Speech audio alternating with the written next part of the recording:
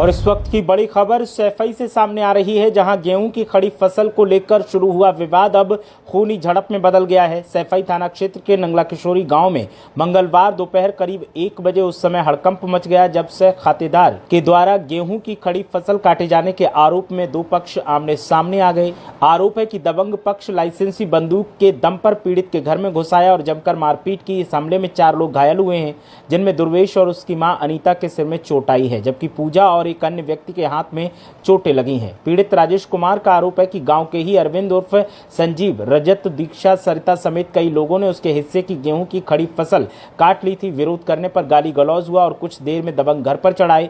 सबसे बड़ा सवाल पुलिस की भूमिका पर उठ रहा है। घायल दुर्वेश का कहना है कि 4 दिन पहले ही थाने में शिकायत दी गई थी, लेकिन कोई कार्रवाई नहीं हुई। घटना के दौरान उप निरीक्षक को फोन कर मदद मांगी गई। ऑडियो भी वायरल हो रही है, जिसमें पीड़ित लगातार कह रहा है कि मैडम घर में घुसकर हमला हो रहा है, खून बह रहा है, मौके पर आ जाइए। लेकिन इसके बावजूद थाने से फोर्स मौके पर नहीं पहुंची। बाद में डायल 112 पुलिस मौके पर पहुंची और घायलों को अस्पताल भिजवाया गया। अब पीड़ित पक्ष का आरोप है कि कार्रवाई भी उल्टी हुई है। उनके ही पक्ष के 3 लोगों पर शांति भंग में कार्रवाई कर दी गई है, जबकि आरोपित पक्ष से सिर्फ एक व्यक्ति पर कार्रवाई की गई है। फिलहाल पुलिस जांच कर रही है, लेकिन बड़ा सवाल यही है कि अगर समय रहते कार्रवाई हुई होती तो इस तरह की खूनी झड़प नहीं होती, ये बवाल टल जाता।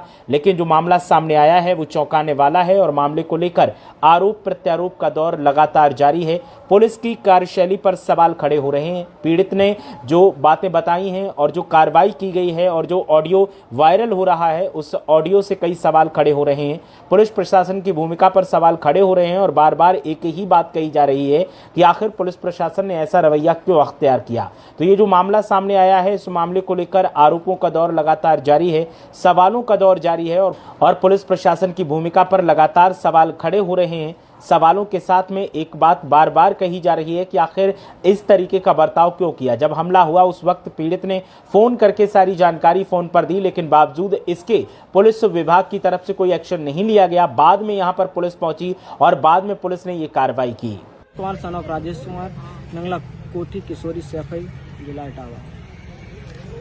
घटना ये हुई कि हम लोग दोपहर को अपने सब लोग बैठे थे, आपस में बातचीत कर रहे थे। उधर से विपक्षीगढ़ संजीव कुमार उर्फ अरविंद और उसकी पत्नी सरिता देवी और पुत्री दीक्षा, पुत्र रजत सहित 2 अज्ञात लोग आए और उन्होंने धारदार हथियार से हमला किया, जिससे हमारी ब्लीडिंग हो गई। माताजी के भी सर में चोटें हैं काफ़ी।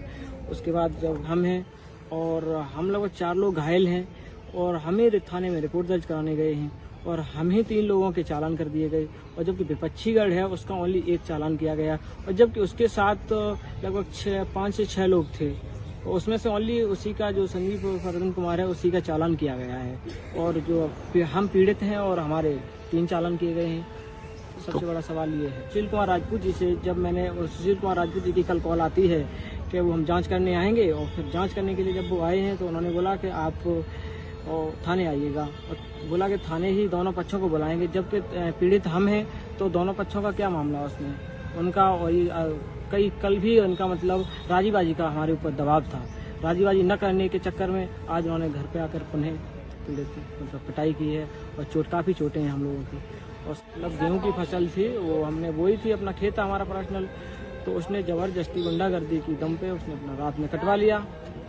जब उसकी सूचना 11 तारीख को हमने सैफई थाना अध्यक्ष को अवगत कराया, उस दिन थाना दिवस भी था, अवगत कराया। उन्होंने जो हल्का इंचार्ज जो उनसे बोला जांच के लिए, लेकिन कोई जांच पड़ताल के लिए नहीं आया।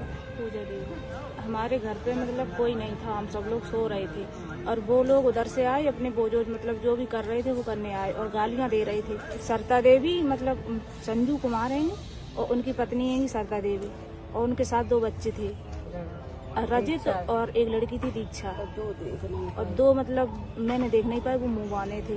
तो उन लोगों ने सबने हमारे घर पे आके हमला किया आके, और वो लोग पता नहीं क्या क्या लिए थे हमारे, तो हमें कुछ था नहीं।